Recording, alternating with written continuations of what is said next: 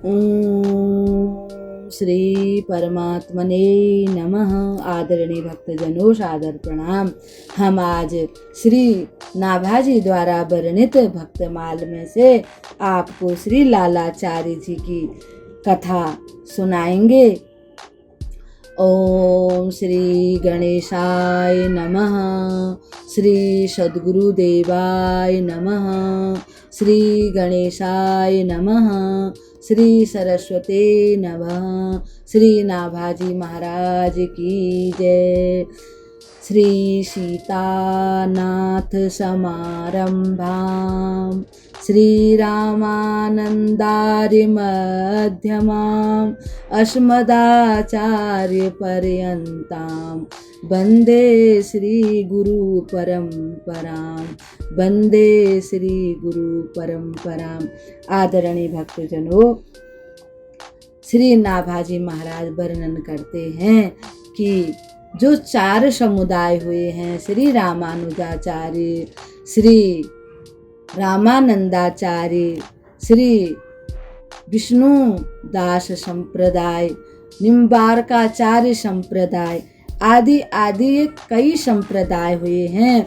फिर इनके गुरु भाई हुए, इनके शिष्य हुए, शिष्यों के भी शिष्य हुए।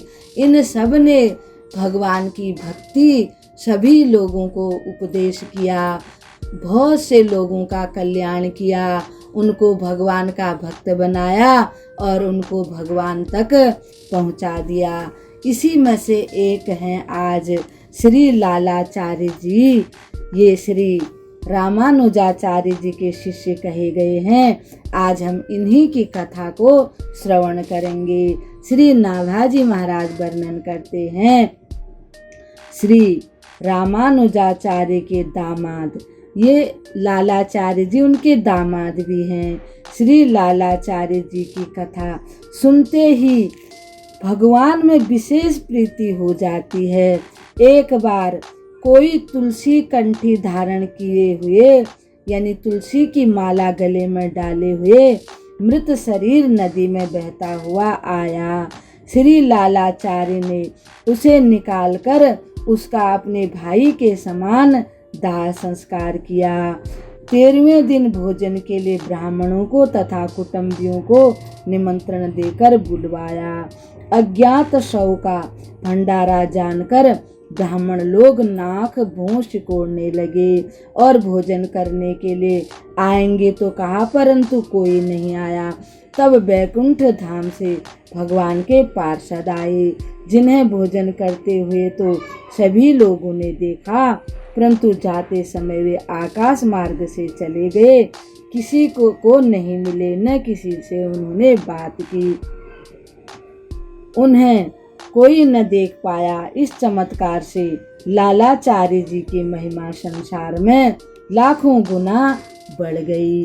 अब भक्तजनों, कथा इस प्रकार से है कि श्री रामानुजाचार्य जी के जो एक शिष्य हुए हैं श्री लालाचार्य जी, और ये इनके जमाई भी कहे गए हैं।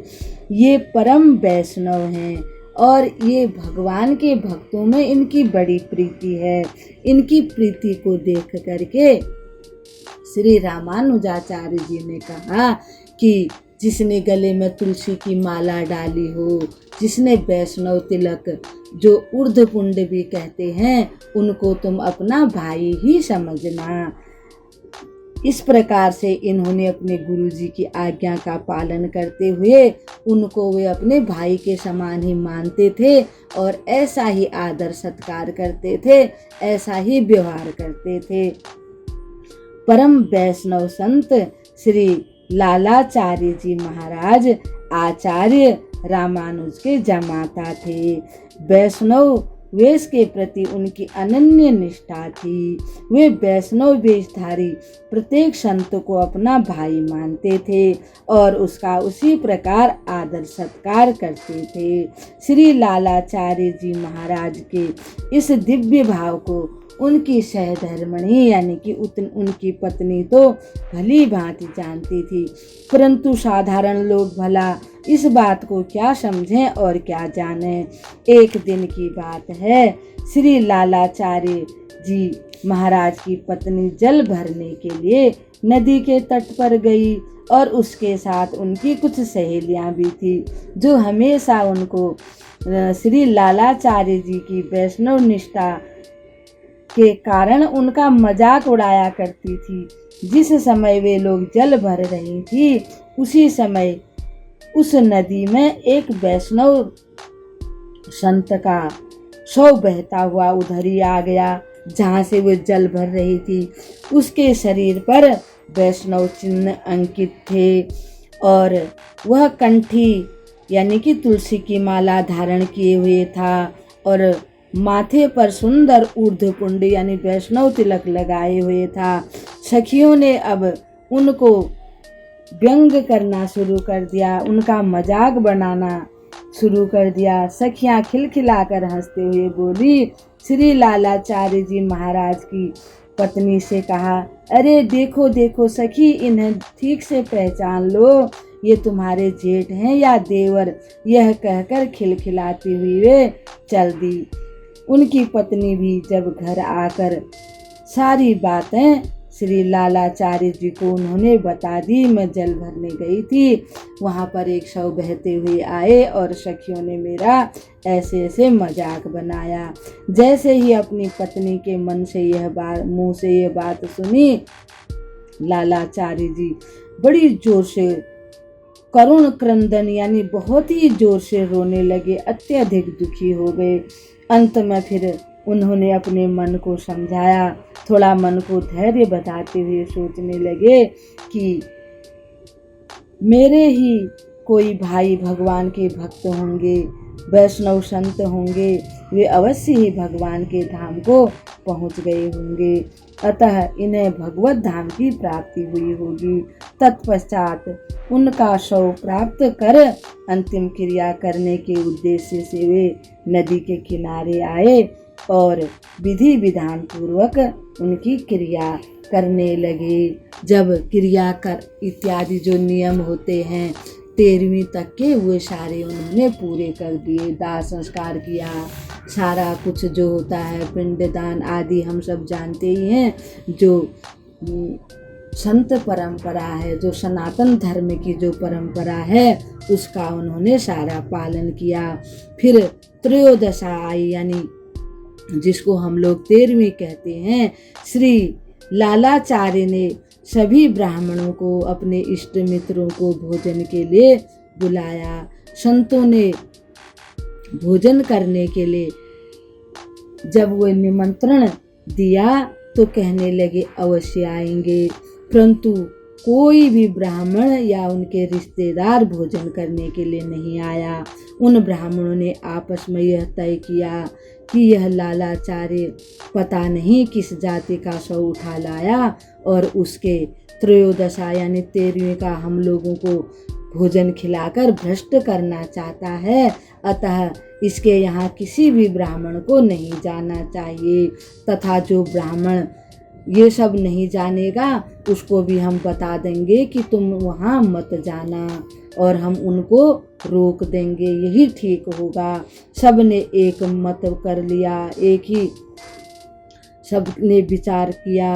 ब्राह्मणों की इस दुर्भिसंधि का जब लालाचार्य को ज्ञान हुआ कि उन्होंने ऐसा निश्चय कर लिया है कि कोई नहीं आना, वे बहुत ही दुखी हुए और चिंतित भी हुए।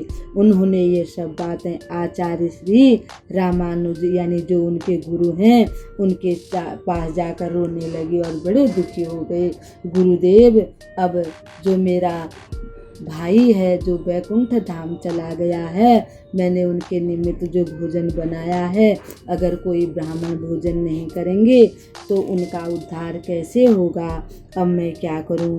जब सारी बातें गुरुजी को बताई, आचार्य श्री ने कहा कि तुम्हें इस विषय में किसी प्रकार की चिंता नहीं करनी चाहिए।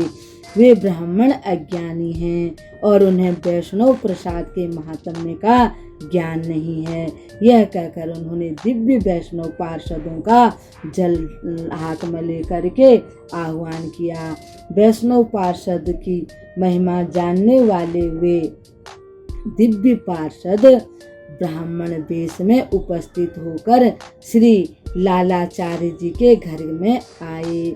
उन्हें देखकर वहाँ के स्थानीय जो लोग देख रहे थे कि आज इनकी खूब बेइज्जती होगी, सारा भोजन बर्बाद जाएगा, तो उनको उन्होंने रोकना चाहा, परंतु उनके शरीर से इतना प्रकाश निकल रहा था कि वे अनबने से हो गए।